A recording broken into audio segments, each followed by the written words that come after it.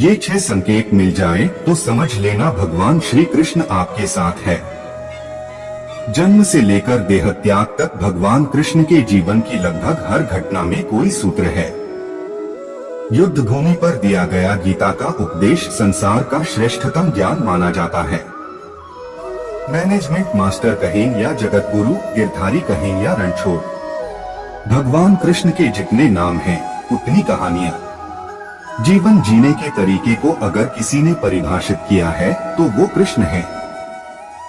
कर्म से होकर परमात्मा तक जाने वाले मार्ग को उन्हीं ने बताया है।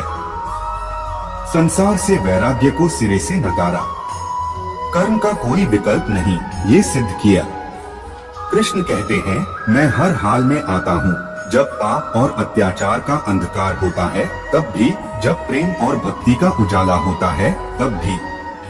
दोनों ही परिस्थिति में मेरा आना निश्चित है।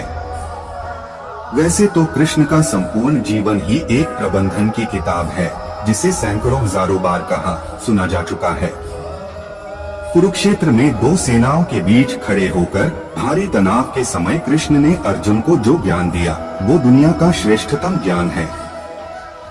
गीता का जन्म युद्ध के मैदान में 2 सेनाओं के बीच हुआ। जीवन की श्रेष्ठतम बातें भारी तनाव और दबाव में ही होती हैं। अगर आप दिमाग को शांत और मन को स्थिर रखने की कोशिश करें, तो सबसे बुरी परिस्थितियों में भी आप अपने लिए कुछ बहुत बेहतरीन निकाल पाएंगे। ये कृष्ण सिखाते हैं। गीता पढ़ने से पहले अगर इसी बात को समझ लिया जाए तो गीता पढ़ना सफल हुआ। कृष्ण का जीवन ऐसी ही बातों से भरा पड़ा है, जरूरत है नजरिए की। उनका जीवन आपके लिए माइथोलॉजी का एक हिस्सा मात्र भी हो सकता है और आपका पूरा जीवन बदल कर रख देने वाला ज्ञान भी। आवश्यकता हमारी है, हम उनके जीवन से लेना क्या चाहते हैं। कृष्ण मात्र कथाओं में पढ़ा या सुना जाने वाला पात्र नहीं है, वो चरित्र और व्यवहार में उतारे जाने वाले देवता हैं। कृष्ण से सीखें कैसे जीवन को श्रेष्ठ बनाया जाए। 10 बातें हैं जो अगर व्यवहार में उतार ली तो सफलता निश्चित मिलेगी। 1. शुरू से अंत तक जीवन संघर्ष ही है। कारागृह में जन्मे कृष्ण, पैदा होते ही रात में यमुना पार कर गोकुल ले जाया गया। तीसरे दिन पुतना मारने आ गई। यहाँ से शुरू हुआ संघर्ष देह त्यागने से पहले द्वारिका डुबोने तक रहा।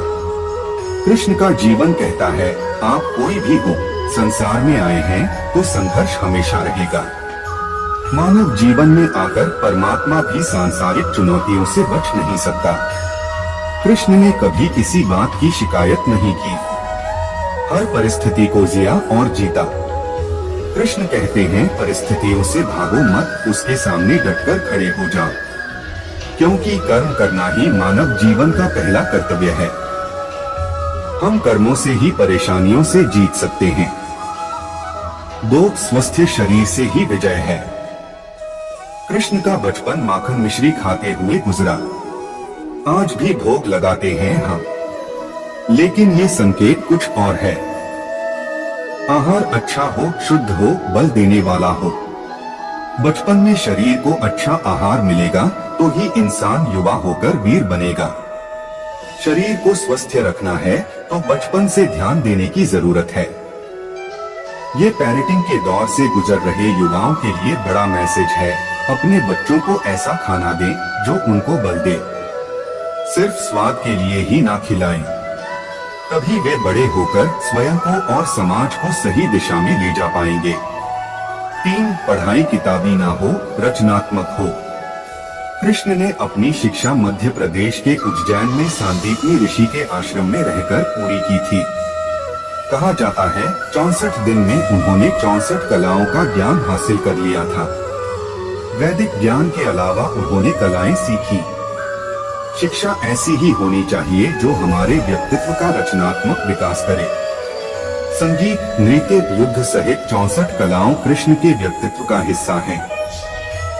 बच्चों में कोरा ज्ञान न भरें, उनकी रचनात्मकता को नए आयाम मिले, ऐसी शिक्षा व्यवस्था हो।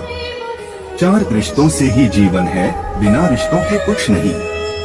कृष्ण ने जीवन भर कभी उन लोगों का साथ नहीं छोड़ा जिनको मन से अपना माना।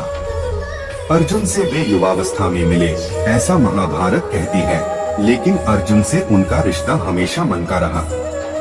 सुदामा हो या उद्धव, कृष्ण ने जिसे अपना मान लिया उसका साथ जीवन भर दिया। रिश्तों के लिए कृष्ण ने कई लड़ाइयां लड़ी और रिश्तों से ही कई लड़ाइयां जीती। उनका सीधा संदेश है, सांसारिक इंसान की सबसे बड़ी धरोहर रिश्ते ही हैं। अगर किसी के पास रिश्तों का धाती नहीं है तो वो इंसान संसार के लिए गैर जरूरी है। इसलिए अपने रिश्तों को दिल से जिए, दिमाग से नहीं। 5 नारी का सम्मान समाज के लिए जरूरी। राक्षस नरकासुर का आतंक था।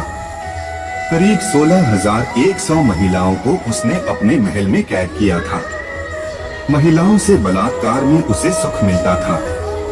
कृष्ण ने उसे मारा, सभी महिलाओं को मुक्त कराया। लेकिन सामाजिक कुरीतियां तब भी थीं। उन महिलाओं को अपनाने वाला कोई नहीं था। खुद उनके घर वालों ने उन्हें दूषित मानकर त्याग दिया। ऐसे में कृष्ण आगे आए, सभी 16,100 महिलाओं को अपनी पत्नी का दर्जा दिया।